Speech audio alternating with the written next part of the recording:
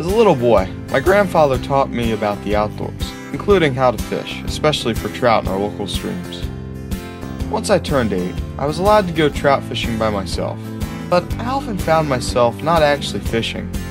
I would get caught up looking at a heron or an oddly shaped tree. After a while, I found myself just going fishing, even if there wasn't anything biting, just so I could be out in nature. At some point, I began to realize that most kids weren't exposed to the outdoors, and that I was an odd specimen of a time long ago. So I set out to change it. I started by inviting my friends to come trout fishing with me. When we were fishing, I'd start to point out things like herons and trees. Once they were hooked on fishing, I would start to point out pollution, litter, etc. As the years went by, I began to look at a way to expand on my school of creeks. I began to work with Cub Scouts and younger members of my Boy Scout troop. I began to help them with their fishing derbies and conservation efforts. I also led them on hikes and bird walks.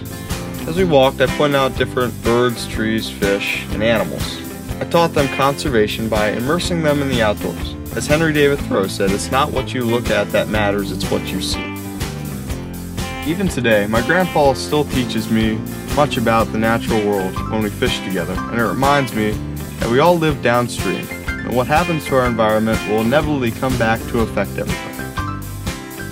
I plan to continue my efforts to teach others just like my grandpa has taught me, so future generations can fish the same waters that he and I do for many years to come.